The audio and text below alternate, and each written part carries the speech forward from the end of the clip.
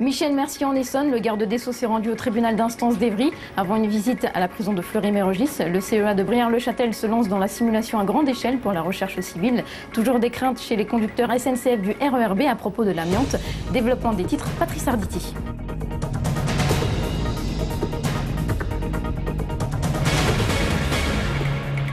Bonsoir, une visite attendue que celle du garde des Sceaux, le ministre de la Justice, qui a passé une bonne partie de la journée en Essonne. D'abord en se rendant à une concertation au tribunal de grande instance d'Évry à propos de l'exécution des peines. Et ensuite une visite à la maison d'arrêt de Fleury-Mérogis. Visite de Michel Mercier précédente une séance de travail avec les responsables syndicaux de l'établissement pénitentiaire. En toile de fond, l'inquiétude du personnel devant les baisses d'effectifs. Hier soir, le trafic du RER B était fortement perturbé en cause des conducteurs SNCF de la ligne qui ont décidé de faire valoir leur droit de retrait devant les suspicions de présence d'amiante dans les rames. Aujourd'hui, c'était les conducteurs RATP qui avaient l'intention à leur tour d'exercer leur droit de retrait, mais sans donner de date. Audrey Coll. Les faits remontent à fin septembre. Les rames rénovées du RER B sont immobilisées. La raison, des suspicions de présence d'amiante. Depuis, 4 trains sur 5 circulent sur le réseau afin de désamianter les rames. Mais le 12 octobre, une fibre de ce matériau cancérigène est découverte dans une cabine de conduite. Aujourd'hui, les conducteurs SNCF et RATP réclament davantage de mesures de précaution. Alors qu'on nous certifiait que dans les cabines de conduite, aucun risque de contamination était possible, une analyse a permis de prouver le contraire. Ce qui fait qu'en attendant de minimiser, comme le fait la direction, le risque de contagion ou de contamination par rapport à cette fibre d'amiante, eh bien, il y a le risque de précaution à prendre pour les salariés. Et c'est ce risque que la direction ne veut pas véritablement prendre, ce qui fait qu'il y a une incompréhension entre les salariés et la direction. Hier, un droit d'alerte avait été déposé à la SNCF et la RATP. Ce matin, cette mesure avait été levée pour la SNCF qui aurait trouvé une entente entre la direction et ses employés. Mais aucun accord n'a été conclu côté RATP.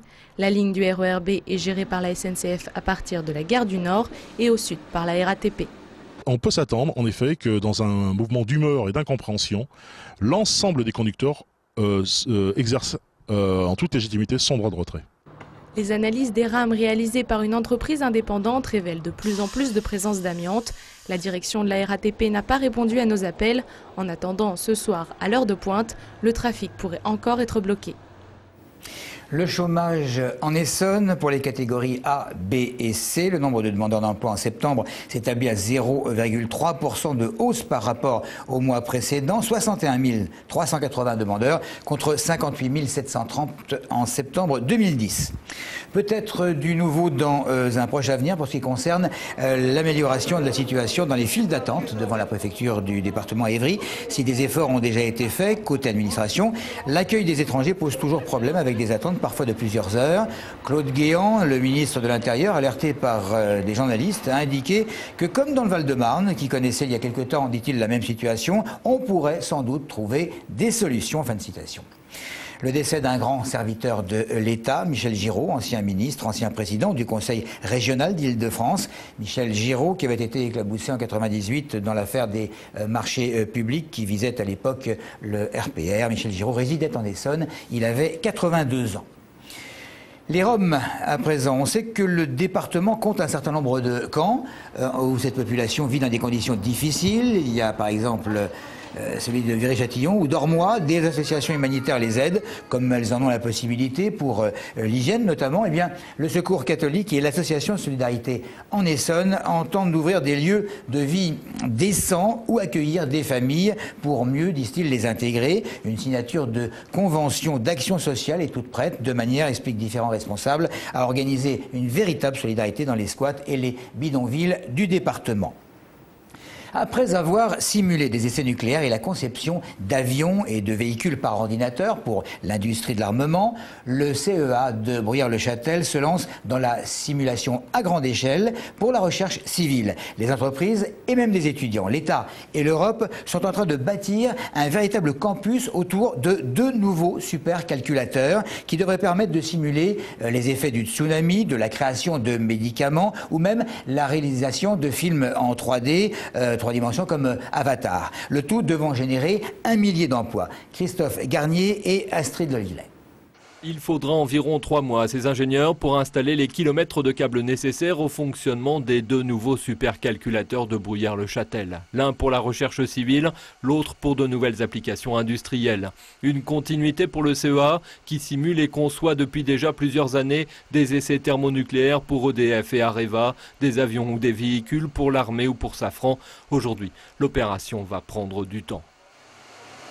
Plonger en temps réel dans le corps humain, simuler la propagation d'un incendie ou d'un tsunami, concevoir des films en 3 dimensions comme Avatar, autant de nouvelles applications qui pourraient intéresser les civils. Avec un pétaflop et demi de puissance de calcul, cet ordinateur de Bruyères-le-Châtel fait figure de champion.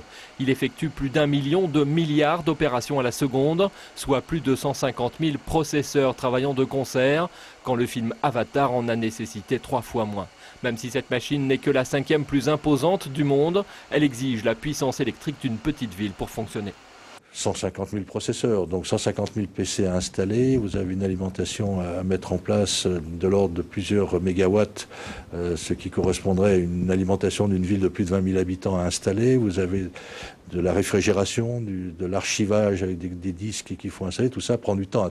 C'est pas comme un PC qu'on va acheter à la Fnac ou chez Surcouf.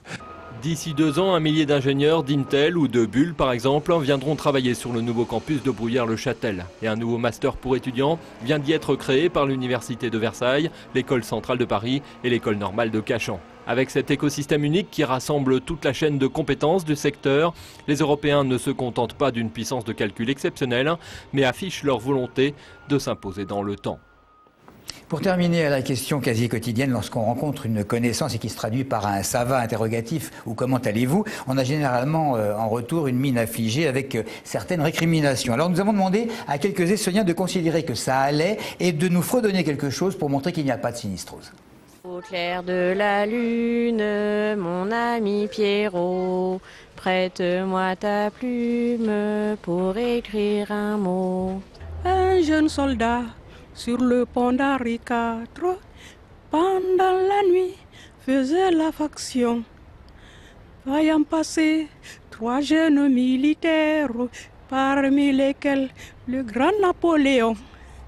Petit escargot porta sur son dos sa maisonnette. Aussitôt qu'il pleut, il est tout heureux, il sort sa tête.